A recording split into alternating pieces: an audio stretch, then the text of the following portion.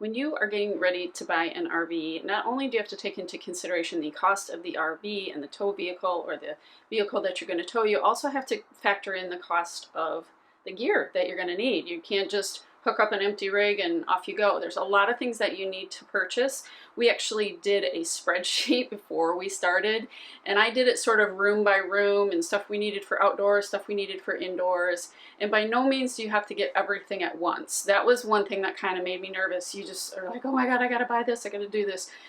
There's still stuff on our list that we have not bought. We've been full-time almost 6 months now, and there's still things that we have not bought yet. And that's not a big deal. We'll get it when we have the money to do it.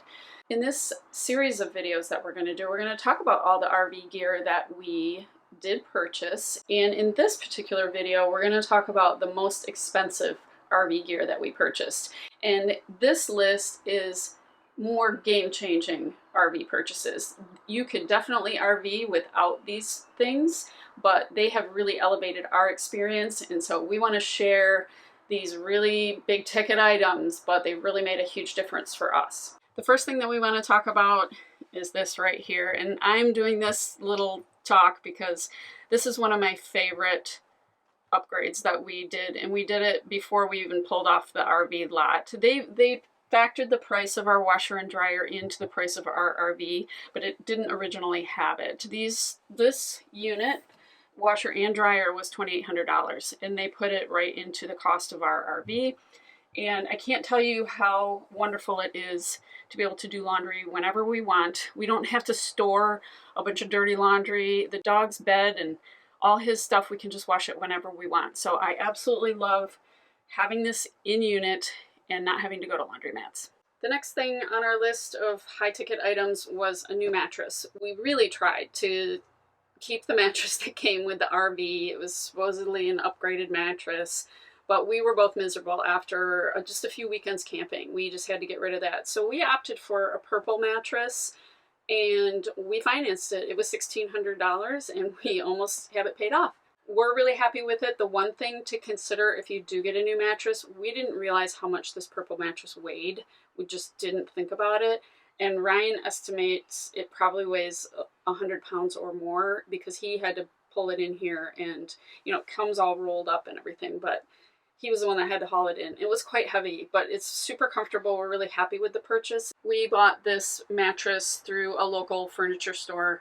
They delivered, they took away the other mattress, and we were able to pick this up. So I know that there's lots of places you can buy mattresses. This was just a local furniture store. The next item is our Berkey water filter. We love this filter. I am so freaked out to drink water out of our tap. So we also have a water softener, which Ryan will talk about. So our water is very filtered, but this is just filters it super easily. Just pour your fresh water in the top, and then it filters through. We have only replaced the filters, I think, once, and they're supposed to last about a year, because we actually got this when we were living in an apartment after we sold our home, and before we got in here, we also used this. It filters out that chlorinated city water, which I didn't like. So love the Berkey as well. And this Berkey, I believe, was around $250 for this size. This is 1.5 gallons. We bought it directly from the Berkey website. Another purchase that we had installed at the dealership was the backup camera located up there. This hooks right into the truck. We have a little monitor inside the truck. The advantage of that is I can see not only backing up, but I can see Chris in the back giving me signals when needed, depending on which way I need to turn. So it's been a really good piece of equipment for us to have. And that was built into the price of our rig when we bought it, and that was about $750. Another item that we picked up along the way was a Solo stove. We actually purchased this directly from Solo Stove. This item was between $250 and $300. The reason we got this is, unlike the traditional fire rings that you have at a campground, this really contains the fire. It's very efficient in terms of burning the wood, and the heat that comes off of this is incredible. We love to sit around a fire. It's nice to have that radiant heat come off, unlike a normal fire pit where it just kind of seems to go wherever. So controls the heat and also the ashes, and again, it's very efficient in terms of burning the wood. The other nice thing about the Solo stove is we can put it on the grass, and we do have a little riser that we bought separately for it, and it does not scorch the earth below it. So it's just been a really great piece of equipment for us to have. One of my favorite purchases is the Blackstone griddle. This is the 22-inch Blackstone.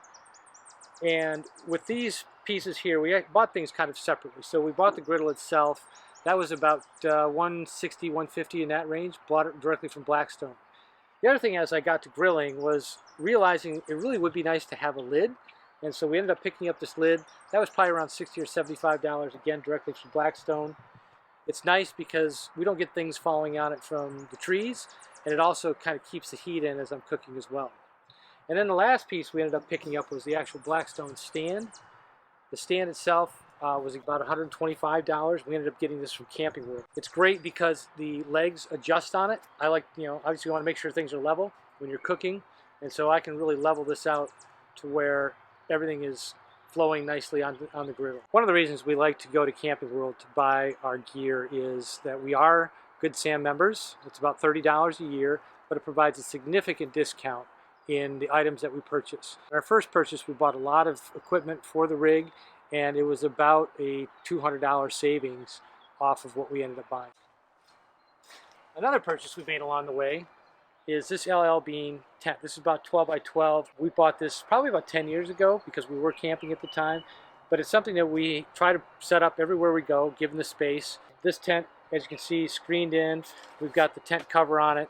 It's got a floor cover if we want to put it in, as we did here. Keeps the bugs out. You can also hang a lantern up in the middle for more light. Yeah, you got that. This was about $300 at the time we bought it from LL Bean. One change that we made was the purchase of RV locks. The reason we did this is the RV locks, we have a digital keypad here, our own code. The other thing is many RVs are keyed the same. With our RV locks, every one of these are keyed separately. So nobody has the keys that we have for our rig. So not only did we buy the door lock, but we also bought locks for our basement on both sides and our front hatch as well. We bought our locks on Black Friday, and the reason we did is RV Locks runs some specials now and then. And I think over and all, we were probably around $400 for the entire lock system, but that was a significant savings. We ended up buying 9 different locks for our rig, including the one at the door. So adding all those up, it was a big savings to wait until Black Friday. Another purchase that we made is this stabilizer. We got this from Camping World. I went with the aluminum versus the steel. It was a little bit more expensive. I think it was around $250 from Camping World, but the weight difference was significant, and so I just decided to upgrade to have a little less weight as we travel. One of the best things about this is it really does help the stabilization of the rig from shaking. As we mentioned, we have the washer dryer, so as the washer and dryer is turning, it keeps things stabilized there. And then Jack and I tend to get up fairly early in the morning, and we move around the rig. It keeps things a little bit more stable. Another thing you can do with the stabilizer is you can lock it. There's a little bar up here, a little space. The more you crank it up, there's enough space in there to get a lock in there. I don't have this locked right now. We're at a campground that I'm not that concerned about, but it is a deterrent for somebody who might want to try to hook up and take off with your rig. Another item that we picked up this winter was a water softener. We happened to be at a campground in Harlingen, Texas, and our neighbor had one of these specific units. And we just got to talking to him. We knew it was something that we were looking to get, but he really convinced us to get this particular model. And the reason that I really like this is some of the models you actually have to unscrew the cap here in order to recharge them. In this particular model, all you do is take off this filter system, you fill it with salt, you let it run for maybe about a half hour until the salt goes through the system, and that's it. It's a very little amount of salt that's used in this particular unit. Super easy to recharge. One of the biggest benefits of the water softener is it's really good for the water system internally of the rig, the pipes and the fittings. You don't get a lot of buildup there. You don't get the buildup and residue in the shower like you would with some of the harder water. And just from a bathing standpoint, it just feels much better from your hair to your body, sudsy.